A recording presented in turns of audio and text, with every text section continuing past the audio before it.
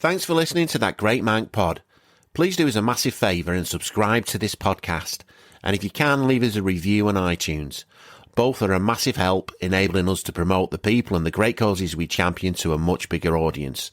If you want to get in touch, give us a follow on Twitter at Great Mank Pod and drop us a DM. Cheers. You're listening to That Great Mank Pod, Greater Manchester's community podcast. Top one, our kid. Can you tell us who you are and what you do? Right. So my name's Mark Turton, and I am a director of a community interest company called Prime Active Communities, or PAC. PAC is our name, really, but it's actually Prime Active Communities. We set up in 2015. Yeah. I've got another 3 directors on board who all work voluntary. That they work in a voluntary capacity, just helping set up, and they mentor me if anything. So basically, we've set up to do work in the northwest area, really, but our main area is Tameside, where we deliver detached youth work. We originally started off in Droylsden, working on the streets in Droylsden. There was a lot of antisocial behaviour, so we got commissioned by Tameside Council to try and do something about it. In 9 months, we reduced the antisocial behaviour in that area by 50%, and we've saved the police £40,000 in the reduction of antisocial behaviour calls. Brilliant. From that, we've been commissioned to do some other work in Tameside, in Stalybridge and Hyde. We do the same. We have a team that goes out on the streets, meeting young people who are causing antisocial behaviour. Or even not, just creating a bit of a youth nuisance. And we kind of respond to calls, the antisocial behaviour calls. We target our work around what's going on in that area. So that's one element of the work. The other element of the work is I'm a filmmaker and a musician, so we deliver a lot of creative activities. And the particular project that we're talking about, we met a group of young people outside McDonald's and Tesco's in Hattersley. They weren't really, it's hard to say that they were causing antisocial behaviour. They're just hanging around outside there. But over time, the businesses, they really were putting complaints in and stuff like that. You can understand it, really. It can put customers off. So this group of young people are hanging around outside McDonald's and Tesco's. We kind of consulted with them. There's very little for them to do in the area, and there's nothing to do that has a creative aspect to it. So we set up a creative club in Hattersley doing filmmaking, animation, film, dance, drama, anything really, as long as there's a creative element to the young people participating. We're all qualified youth workers with a variety of skills, filmmaking, script writing, sound recording, singing. We've got quite a good range. And basically, we set up that. We had a little bit of funding from Onward Homes that we got before COVID. So I used that to set up the pilots. We set up a pilot, and then I've ended up just using the company's reserves, right? Because it's pretty well attended. We've had 24 sign up, and then we've got 16 regular young people, and we're just about managing the staffing because they are quite an active group. So relationships. For those that are listening, Mark's actually smiling as he says that. So I think challenging an active group is probably. What's the age range, Mark? The age range, we originally did start from 10 upwards. Right. Yeah, we've had a lot of parents like, bringing like their 8-year-olds. So I've dropped the age range down to that sort of like, so it's got sort of 8 up to 12. Yeah. What we're going to do with them older ones is I want to set another club up for that older group. Obviously, that's in the future, and as these young people grow, because the idea is to keep it as a consistent. I don't want to close. I want to be there every Thursday, so people know. Yeah. The young people can come down there. We provide toast, and whatever food we can. There's actually we operate from St Barnabas Church in Hattersley, which is also like a food club or a food bank, you might want to call it. So we generally, they'll leave us butties and things like that. So we there is an element of us providing a bit of food for the young people. And with this cost of living crisis, it's something that we're probably going to explore a little bit more, to see where them young people's families are up to within it all. But the main thing of it is to, provide some cheap guitar lessons, show them how to make films, show them how to make animations. And, by doing that, we're touching on literacy. We're touching on collaborating and working together. There's all these different elements, and I know there's some filmmakers within your team, so you'll know the team working is essential to make any film, and it can cause loads of conflicts, loads of arguments. But we're youth workers, so these things just enable us to deliver our youth work, really. Do you know what I mean? The creativity is the tool. Well, arguments are great, isn't it, to start a discussion? We have dialogue and it's conflict resolution. They're exactly. I know they call them soft skills, but they're life skills, aren't they, Mark? You know what I mean? Don't get them in school as well. You don't get them in school, and schools are too easy nowadays because it's all key performance indicators run schools. So a young person comes in, your Johnny's doing good at maths, your Johnny's doing good at English.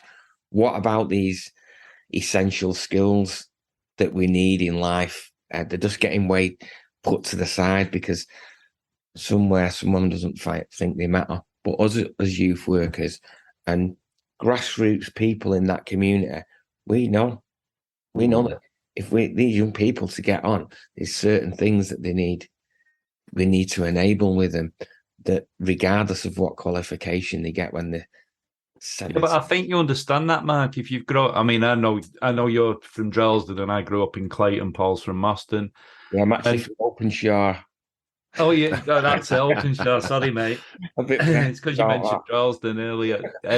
But growing up round there, I say all the time, I ain't got qualifications. I ain't got that. The things I do now is I learnt on the streets. Yeah. And negotiation is talking yourself out of getting a kick in, and the kids, even when you look at gangs, drug dealers, everything like that, once you get them out of there, they're incredibly talented and versatile people. Do you know what I mean? If you can get them early, like you have up at there in Hattersley, and really, really clever, and that they're not given that credit, are they, mate? Do you know what I mean? No, and it's a difficult one because through history, youth has been seen as a nuisance, and it's quite easy to blame things on young people. But at the end of the day, they're children. The children, you see them hanging around on the streets. They might look scary as anything in the hoodies or whatever, hanging around in groups. But when you get to them, that individual on their own, and you speak to them, you see how vulnerable they are. Yeah. And we've done some youth projects, mate, up in Pendlebury and stuff like that. And the young people there, again, the same issues. They said to us, we're sick of everybody blaming us for everything. We're trying our best, but, there's less and less opportunities for us, but we're an easy target. They've said, They're worried about their personal safety. That was the main issue that came out. They're actually scared, but it's easy for certain elements in the community to just blame them for everything. When we start a session, mate, the first thing I always do is say, I'm really sorry, and for our generation, we've let you down. Yeah, and that is the kind of thing, and I don't want to really get into too much of it, but you have got the local businesses who can contribute to that as well, because they can be blaming the young people, and you have got it, because there's a lot of youth provision closed down and gone, and I don't think people don't realise what impact that has on young people. Well, it's also been a really tough 2 years, mate. Yeah, that was. If someone told me I've got 3 boys, 20, I always forget their ages, terrible, 20, 14, and 16. And would I have stayed in, certainly my oldest lad, would I have stayed in during COVID if we'd had that back in the day? No, I wouldn't.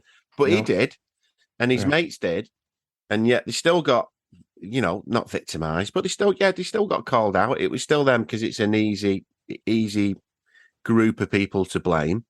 But you're missing out on those social skills. Even I hate my lad going into town. I hate it.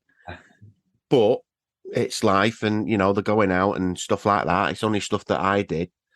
But it's like that 2 years of just learning the social skills of going in a bar and not pushing in, and learning how to deal with other people and stuff like that. And it's massive. Been held back they've been held back this 2 year. I mean, it was 2 years, but it's not that. It's like you're going in school, you're not going in school. You're going to do school on Zoom. They were coming home and hearing all sorts on the news. So it's had a massive impact on people's social, mental health and well-being. Plus the trauma that's been going on in their own homes, mate. I mean, the amount of arguments here at this house, I know, Paulo have been the same. We were scared, and we were, as adults and parents. I mean, I've got 2 lads, and then they're seeing family breakups, things rising to the surface and everything else, but they weren't getting the support, and the parents are falling to pieces. Do you know what I mean? Yeah, and it's massive, the impact that's had on not, I'm concentrating on young people, but on families, and that is one of the reasons why we've set this creative club up, and why we want people to be creative. Because if you are drawing, or you're writing a script, or you're doing something, you're objectifying what's in your mind. You're getting away from some of them other thoughts, but you're also being able to objectify some of these. Better out than in, mate. I'm a massive believer in that. Get it out on a piece of paper, film it, talk about it. Yeah. So that animation the animation that I put on Twitter, that was the first animation we made there, and it's a true story. The young people that have been were in McDonald's. It's based on a true story. The young people once they've had the food, the staff want them out. Yeah, They don't want them sitting in there. So like, come on, you lot, get out, move on. So there's an element of truth about that, about our journey, and the girls who done the voiceovers and done that animation. It was great for them to see that, because we could actually have a conversation with them saying, well, if you was working in McDonald's, how would you treat, and they could actually see where the workers were coming. Although they'd still, although it was questionable whether they should have thrown them out so early. But my point is by us being creative, and we can speak about issues that are going on, make animations and make little films around them things. We can try and do some work on some of them social skills. To be honest, mate, and we know the area well, and I know Attersley, and there isn't anything beyond the top of that motorway that goes through Hyde, is there? It's like Attersley was always, and I'm not putting the people down at all, because, and I won't go into the politics, but the gentrification of places like Clayton, Openshaw, Beswick, And what they did was just move them families out there with absolutely no resource, no activity and no social sort of thing, and just dumped them all at the far end of the thing, and that's pretty much what Attersley Estate was. Yeah, and that's probably why, because he has a bit of a reputation, there's a reputation that comes with it from a lot of other things that have gone in the area. But the people are great. The people, the community vibe in that small area, I love it. And that's why I think that's why we decided, out of all the areas in Tameside where you work, that's why I want to do something there, because there's a massive need for it. But there is this community, the spirit. They've got this community garden going on down there, like a community allotment. Forgot the name of the guy who runs it. But you need anything, he'll just, if you need anything, a wheelbarrow, spade. He gave me a load of litter picking stuff. I was doing some litter picking with the young people. You just give me all the stuff. You know what I mean? And there's that kind of vibe up there, which I want to build on it, and I want this creative club to be part of that community, really. Plus, you're giving them the chance to tell that story and develop their own narrative up there, mate, which is really important. You know what I mean? Yeah. And hopefully, this is a big hope, but hopefully make the future leaders, because I'm going to be, I'm getting on. I'm not going to be able to do this forever.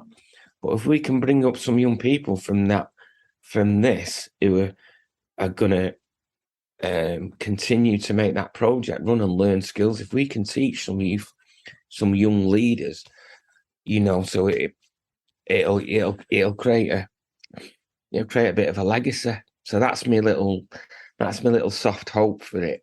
No, you're speaking our language there, mate. We are the team as well. One of the young people, but I call her young people. She's 23 now, but she used to come on my projects years ago, and she come up to me over the summer and said, "I've just passed my masters in sound record engineering, and I've decided that everything I've done it stems back from when I was 11, and we done this songwriting. Can I give some? I want to do that."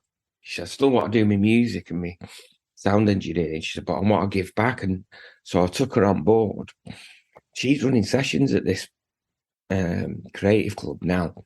And she's on another level because she's been through the process.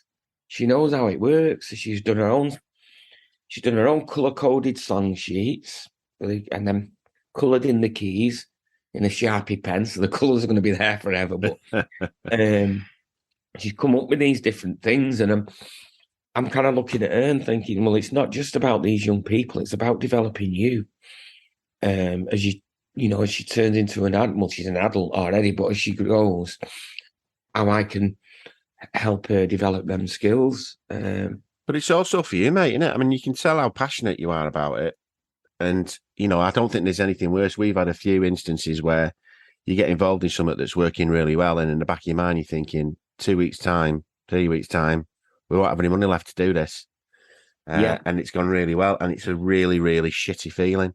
Yeah, that in fact, before you contacted me over to Twitter, that's literally what had happened to me. I'd been up at night. I kept waking up in the night thinking, what am I going to tell these young people? I'm going to have to make an exit strategy if I don't get any funding. It was just me mulling over in the mind. But like you say, I think everyone goes through that, and it's quite a difficult thing because it's not just the money, it's all these other people that are involved in it. And it's not, listen, from what Damien said, it's not, and this is the really, listen, and it's a reasonable chunk of change, but don't get me, but it's not for the difference that it's obviously making. It's not a huge amount of money. And, that kind of money is tossed off at, various events where they'll set up this new project in Greater Manchester, and they'll have a launch event. And that's probably cost 15, 20 grand. And that new thing that they've come up with this fancy new hashtag will be on its arse in 3 months' time. But that's just the way it is. And the way it is, you've got to ride it out. And the main thing is I get that all the time. I look at things and think, God, I could run a project for a year on the PR that's gone into stuff. You can't get bitter, and it's the way of it's the way of it. I don't really like all the PR. I get put off when I see a lot of PR because you then start to think, oh, is this a community? Is this actually a community setup, or is it like a big organisation? Well, they're chasing their MBE. I mean, listen, we can all see them. And listen, I just, the MBE and the knighthood and all that nonsense. So, how much do you need for this project? And to run it for 12 months, Matt. To run it for 12 months. I haven't even got my figures. I haven't even got. No, if we said, if someone's listening and they're willing to sponsor or whatever you're looking at, I'd say, and then you need about 30k to run that for 12 months. For at least, 16 is incredible, and you've got the opportunity to build, so you've got open up more nights and stuff like that.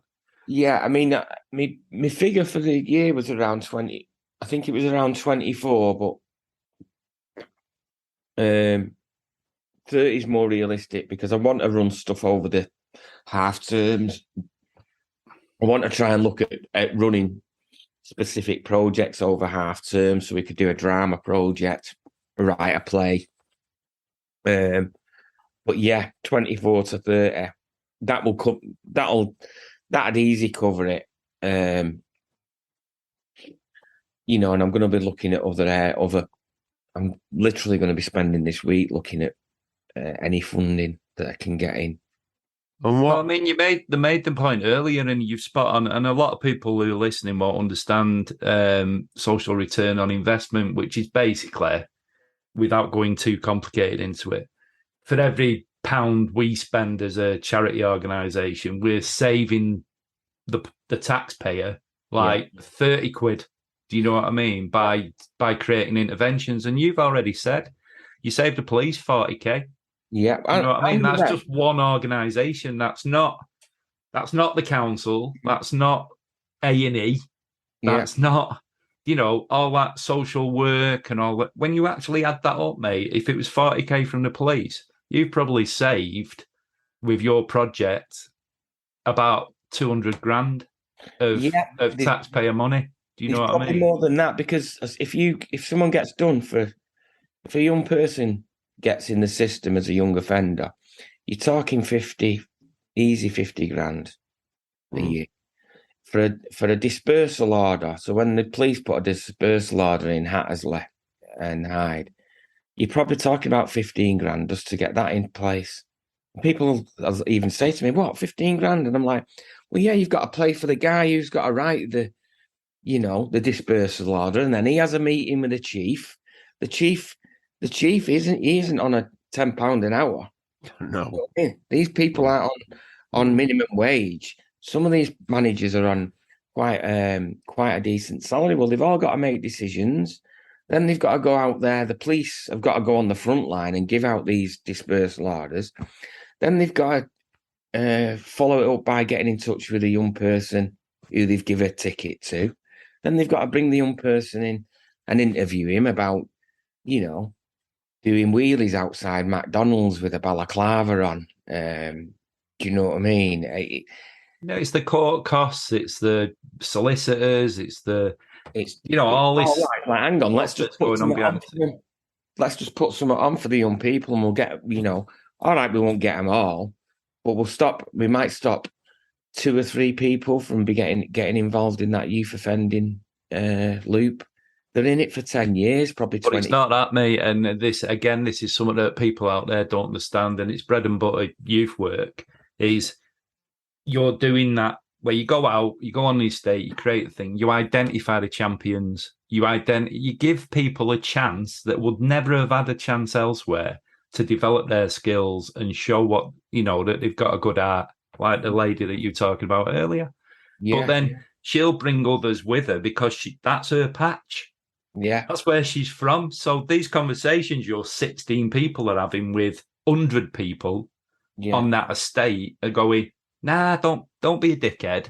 You need to come to this club, man. There's loads of decent stuff going on. And that's what it's about, isn't it? Do you know what I mean? You need to come to this club, man. I was being a youth. You slipped right back into it there, didn't you? What kind of support do you get from local business or creatives? Because there's a lot of creativity come out of that neck of the woods. Yeah, well, the thing is, I just get on with my own stuff, really. Mm. You know what I mean? I do a lot of because Tell us what you do when you say that you're a filmmaker. So what is it? What is it that you're doing? I'll do like it's more corporate kind of stuff that I Sell out. Yeah, well, the thing is, you've got to earn money, haven't you? You've got to earn money. Oh, mate, 100%. A lot of the corporate stuff dropped with the COVID, and I suppose I've really been concentrating on the youth. I mean, I do some stuff in High Peak. In the High Peak, I deliver filmmaking workshops in there for High Peak Community Arts. I do stuff in Buxton, and I've got some other stuff around the country that I've been doing, just corporate stuff for. So what's your background then, Matt? Are you My background, director, writer? Yeah, I'm a writer, really. I'm a writer. I'm an artist. Been in bands for years. Probably best not mention any of them. You can't say that. You can't say that. I've been part of bands over the years. I've an interest in music and filmmaking. I'm getting on a bit now. Aren't we all, mate? You know what I mean? But my main thing is I like community work. So I originally started all this at Radio Region. I set up the community radio stations years ago. Well, I was part of that team that set up East Manchester FM, All FM, Wivenshaw FM. Right.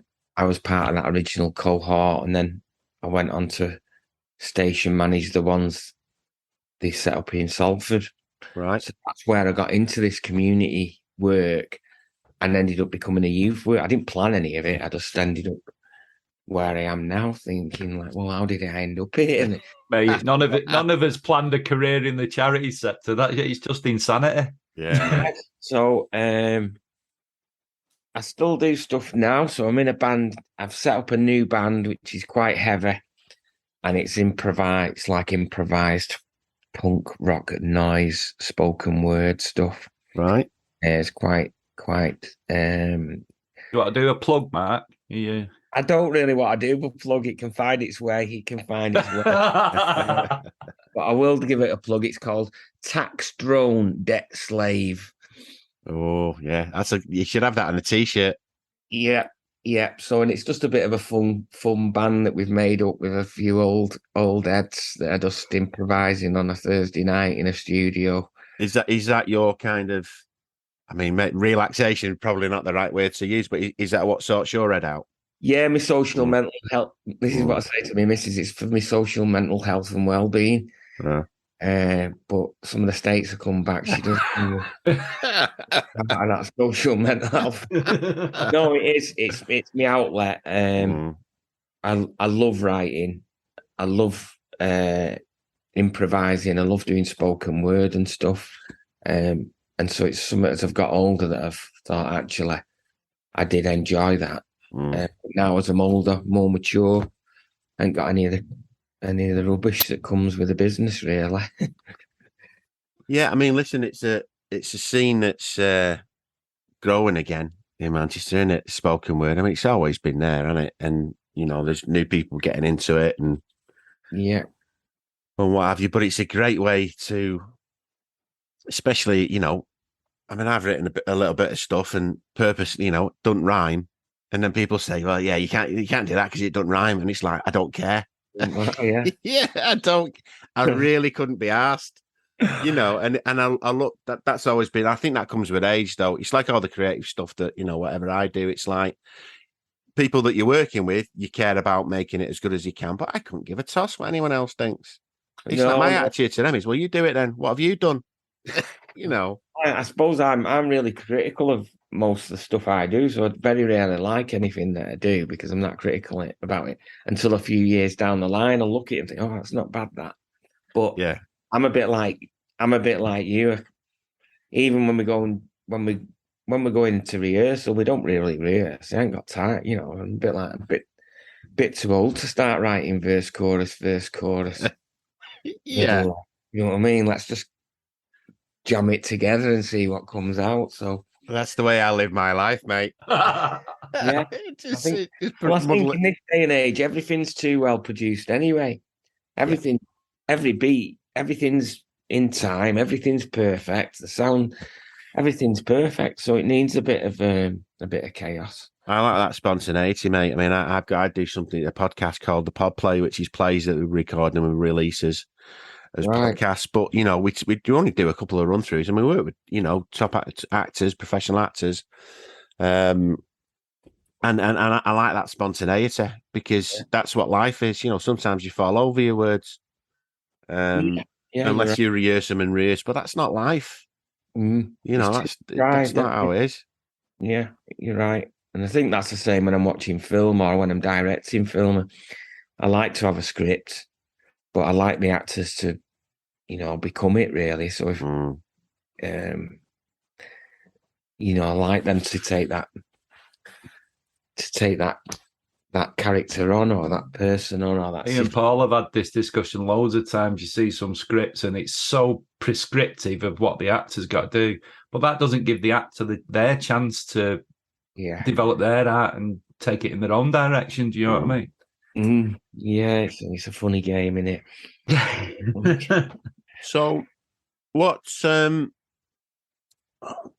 trying to think. I mean, you listen in terms of the money that you need, and you know, Damien's the expert when it comes to funding and what's out there, and there is money out there. It's just not. It's not that easy to get, but there is money out there. But on stuff like this, you just think that it's shouting. And I know it's been tough times and that, but things seem to be changing slightly for businesses. Is that, you know, for a business that's looking to, certainly for a local business that's looking to put something back into the community, I can't think of anything better than the kind of project that you're doing. And I'm thinking in terms of organisations that are from your part of the world, even Tameside Radio. Yeah. I mean, Paul, the first thing I'd say is McDonald's should be commissioning you. Yeah, but it's as simple as that, and I'm quite happy to say that. I know they won't because they always put everything through their head office and all that nonsense. No, I mean, but if they're the ones that they're happy to take the money off the kids. Yeah, but the big corporates, they won't. No, give a toss. But so in terms of, and I need to have a think about that because, you know, again, it just comes with age, doesn't it? You just tend to know a lot of people the older you get. So, you know, there could well be someone that would be really keen on doing something with that. I know, I can't remember his second name now. Chris, is it Chris? Who set up Tameside Radio, and he's got a massive PR. Chris Bird. Right, I don't know him. I did a few years ago. I did try and get in. I wouldn't mind a link with Tameside Radio because I used to do my own shows. I used to set up stations, and I could get the young people to make their own show. Well, I can make that introduction for you. So it'd be great to link in with that, just to provide an opportunity. So I suppose this crowdfunder, what I say about it isn't, and like you're just saying, it's not just about the money. Sometimes other people with resources. It's just having other people around you. You can go, oh, right, well, we could get this. You know, if we work together, I could work with a group. If you could give us a slot, we'll do a pre-recorded show for you, so you know it's not. That'd be ace, mate. That'd be ace. It'd be absolute chaos. Yeah, well, but it's, you know, it's supposed to be a community, and when I say supposed to, I don't mean that in a derogatory way. You know, it's a community radio station, so you know, getting kids. And we've offered that, you know, we've spoke to various youth groups and we said to them, listen, have a takeover of the podcast. You know, do some episodes, come back and have a try at it. You know, obviously we've got to make sure what's going out ain't going to get us thrown in prison. Yeah. But other than that, yeah, it's just, you know, let them have a crack at it. But I mean, listen, I can make an introduction to Tameside Radio. I know a couple of people there. That's not a problem. Are there any projects that you're working on at the moment? Because it's always, when you're trying to, and I'm not teaching you to suck eggs here, but when you're trying to raise funds or get people behind something, if you've got something that you're working on that people could really, really get behind, whether it be a film with the kids or an animation that you're working on. An animation. There's one that I've just finished now, which I've done in partnership with. I got some funding from Tameside Youth Service, and we made an animation about Manchester, the history of Greater Manchester. It is really, oh wow. Yeah, it's really good. And basically, we've finished the film. We're looking at taking it around Tameside schools as a resource to educate people a bit more about where they come from and what some of the amazing things that this city has done for people's movements and for technology and for everything, really. Yeah. So we've tried to cover that. How long's the film? It's about 6 minutes long. And it's a cartoon. It's really well done. The illustrator Mick's done an amazing job, and the edit. It's a really good job. There is a few holes in it because there's that much history in Manchester. Yeah, we couldn't cover everything. But that I've got a meeting about it this week. I'm hoping that's going to get launched. I think it's going to get launched in January. Actually, is that done? It's done. Near enough. Is that yours? Is that PAC's? It's a joint thing. It's a PAC. We still haven't we haven't got down to the nitty gritty about it. But yeah, basically, I've probably put about $4,000 in extra work on top of it to get it done. Really. So I'm going to probably come to some agreement where the Tameside can have it. And then outside of the borough, I'm going to probably looking at try to deliver a workshop around it. Listen, I think that would be something that I'd love to get. I'll send it. I'll let you have a look at it. I ain't got it on this Mac. This is a new computer, and I haven't got it on this computer. But I'll keep you posted about it. It's great. I mean, we've been working at this since I think 2018. The COVID knocked it. I had a bereavement in my family that knocked me for 6. So it's like this history of trying to get this ball over the line. You know what I mean? And we're at it. But that, I mean, really, just as a resource. As a resource going out to the community, something that we've created. I'm very proud of it. Celebrates everything about Greater Manchester. So animation's really hard. It is. I mean, we tried to.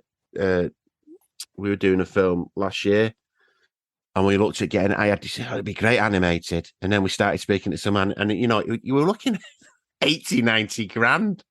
To get this 5-minute thing animate, and you're thinking, all right, let's not animate it then, and do it another way. But I know, obviously there's a styles you can use when I'm saying it's really difficult, but it gets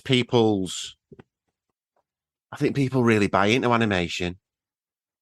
You can get into. It's funny because I've just been doing a corporate job, and they wanted me to make a presentation of talking heads of people talking about this thing. And I'm like, I said to him, look, this is going to be boring. And he looked at me and I was like, what do you mean? What do you mean? I said, look, you're going to be at some conference here. You're going to stick this video on. Someone's going to get up who's boring anyway. Not. Yeah. They're not entertainers. The manager is talking about a boring subject. So I basically said to him, look, let's animate nothing clever. Just let's animate some words and get some colours and, let's make some a little bit lively. So I've kind of talked them into it, but they've seen this animation like, oh, we're not sure about it now. This animation, we're not sure about whether we still want these talking heads, but I think it works. I think it's better. You can get your message across a lot easier. There might be a little bit more work involved in it, but you can get away with a lot in animation. It doesn't have to be. It can depend on how much detail you want, but I'm a believer in it. I do film, but I think some of these talking head video presentations, I lose my concentration. Oh, mate, it does my head in. It's like, when people do a podcast and it's like, oh, we've got to film it. And you think, why? What makes you think that people want to watch you talking? Oh, I've seen loads on YouTube at the moment. I don't, and it's not what a podcast is anyway. Yeah. But yeah, it's taken away from it, isn't it, with a video, because a podcast is a great tool because it gets into the individual's head. Oh, really personal, mate. I'd say that, yeah. You can, it's great because young people are listening to podcasts now, which I kind of think as technology's gone on, I've always known what radio can do. Do you know what I mean? But how young people are listening to these podcasts now, they're getting there's loads of good information out there, but they can sit there. I mean, I know some of it who are using it to go to sleep. They're going to sleep, so just listening. They must be listening to Paul's pod plays. Yeah,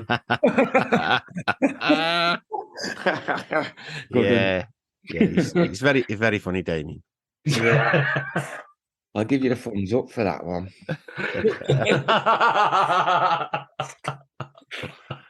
Right, well, I'll shoot you both off then. End meeting. Right, listen, we're gonna. There's loads of stuff we'd like to. You're saying stuff there, and we haven't got.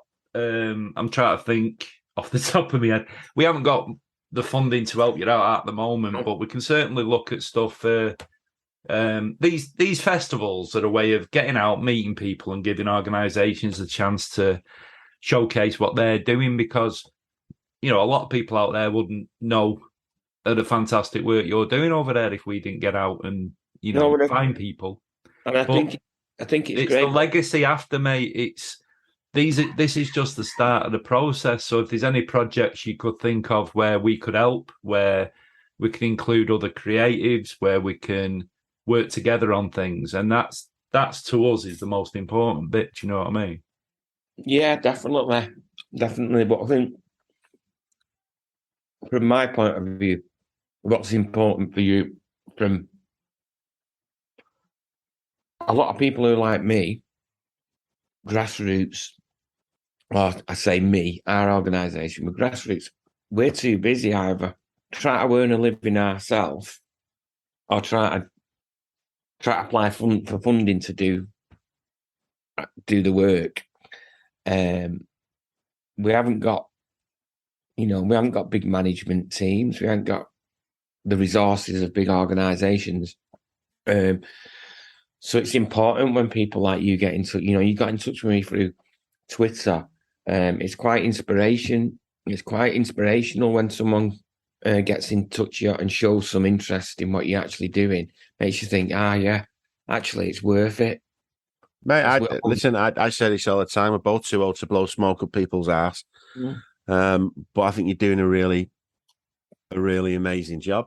But and it is really, really stressful, mate. It is, and you can see it because when you're so passionate about it, it does become really, really stressful. And in the great scheme of things, it really, we should. What you're looking to do and the benefits out of that, by the end of the day, in the perfect world, it should be right. Yes, that's sorted for another 12 months because you can absolutely see the benefits of it. Yeah, it's not that. I can see it in your face, Mark, because me and Paul are the same. You're worried about them kids that if you can't be there for them, that nobody will be there for them. Do you know what I mean? And that the biggest thing, I've worked in prisons, I've worked in probation, I've worked with people that were massively let down by projects that were like, hit and run projects, I call them, where they just come in, inspire everybody and bugger off. And you only get one chance with some people, to give them that opportunity. But then once you let them down, they'll never trust any other group or charity or organisation again. Do you know what I mean? And I know that it wears heavy on me and Paul, so I know it. I can see it with you as well, mate. It wears heavy on you thinking, if you can't be there, and if somebody out there doesn't come and sponsor you, support you, help you to deliver this fantastic work you're doing, that them kids might not get another chance. Listen, what are we on today? Is it Monday today? It's Monday, isn't it? I'll get this sorted and bang it out today. For the rest of the week, we will push what you're doing. I mean, and I don't just mean this week. I want to make sure that we're working with you afterwards as well. But this week, while we're concentrating on it, we'll really push that, because again, we've come to the point where it's like, we're not going to constantly get in touch with people and say, we've got this platform. And they're going, well, I don't really know if I can be asked, or I don't really know if I've got to. You just think, right, okay. And we move on. And we're only working with the people that are, who really want to see the benefits of what we're trying to do and want to work with us. So we'll push it all this week, mate. We'll make it a big feature of the festival. And, going forward, there's loads of stuff. Listen, there's loads of stuff. When it's, we can do together in terms of on the creative side. But just one more thing that I wanted to say that I said to you, another element of our work which we do is we got commissioned. Again, we've been commissioned by Tameside Council to deliver this. We're going to deliver throughout November and some of December. We're going to deliver online safety. So it's digital safety. It's about being groomed online, about bullying online, about keeping safe online. So we've got a workshop about that. And then we've got another workshop around antisocial behaviour, hate crime, peer pressure, bullying, and I don't know what else. Yeah, they're the ones. But we'll deliver that to over 4,000 year 6 primary schools in Tameside. And we've done that for the last 6 years. We used to going into the schools. They used to come to us. We used to have a play, and we'd have the police be there, talking about not going to reservoirs, about antisocial. The police used to come in during our play and give their take on everything. Because of COVID, we turned the play into films. So we've made 3 little films. I've just applied for some funding now to make another element of this workshop, to film another element. But we basically filmed the play, and now we're taking it into schools. So that's what we've done over COVID. We've done it 3 times. This is our 3rd time. But again, that's getting youth leaders to deliver it. So I will be delivering the workshop. The next couple of weeks, we're training up the team to deliver that in them schools. That's another element of our work that that the funding for that's on the line at the moment. I don't know what that's going. I don't know with everything that's gone on where we're going to be at next year. That's another one, mate. That's massively important. All hanging over my head at the moment. All of them, the detached work, the stuff in schools, and the creative club. But I'm going to stick at it. We'll work it out. Well, I'll keep an eye out for any funds that I see coming up, because I spend 2 days a week just looking at and all the other organisations that I support. I constantly send out emails saying, "Yeah, this would be good for your old people's group," or "This would be good for this or that." So anything I see, mate, I'll send over. You're on me. You're part of the family now. We're a dysfunctional family, but we're a family. Okay. So if I see anything, I'll send it over to you.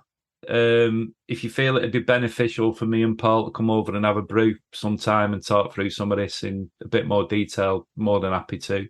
Yeah. Well, I don't, this animation, this Manchester animation, I mean, I don't care. I don't really know what the council want to do with it, but I'm going to showcase that.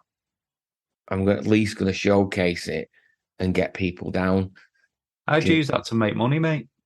yeah, I can use it to make money, but also it could be a loss leader where it could just get people just in to see not only what we can do, but yeah. Well, let's see if we can get it shown somewhere.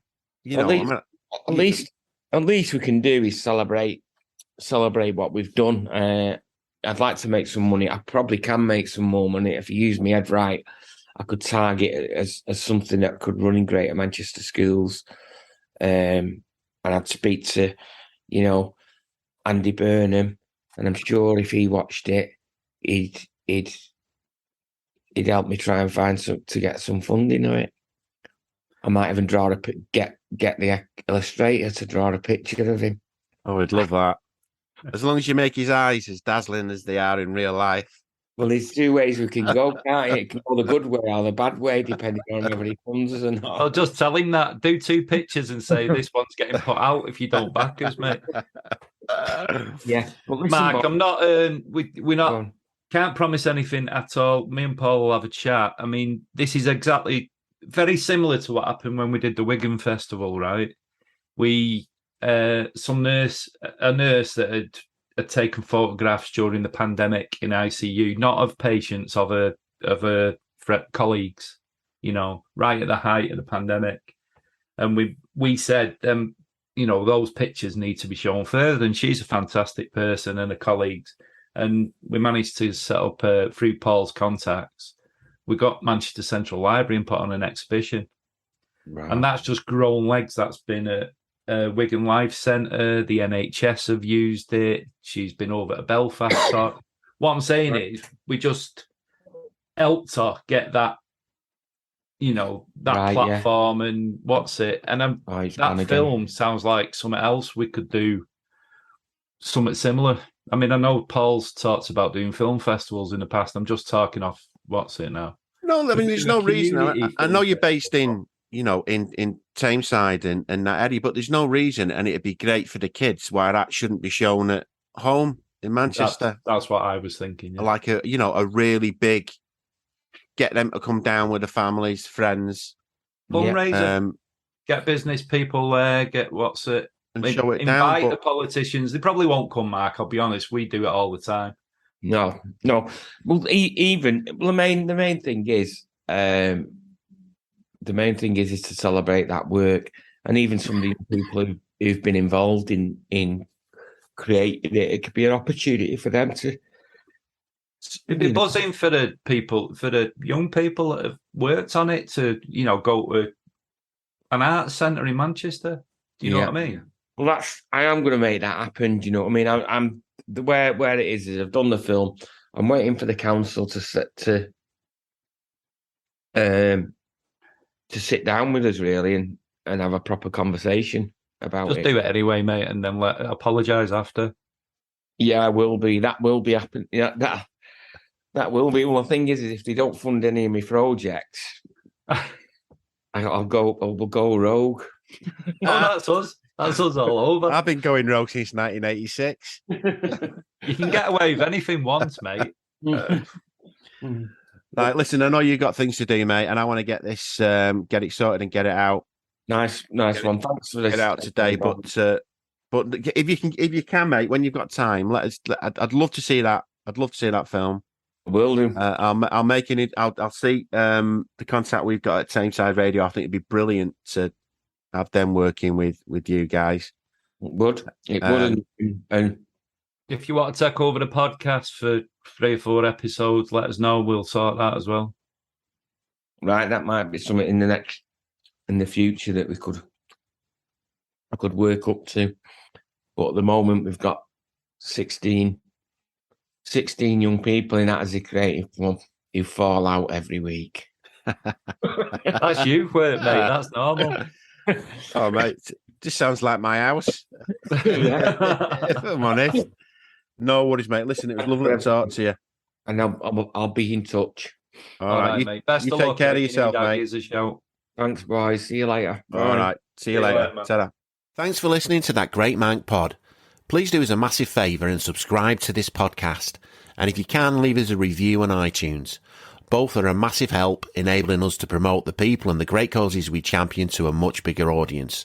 If you want to get in touch, give us a follow on Twitter at GreatMankPod and drop us a DM. Cheers. You're listening to That Great Mank Pod, Greater Manchester's community podcast. Top one, our kids.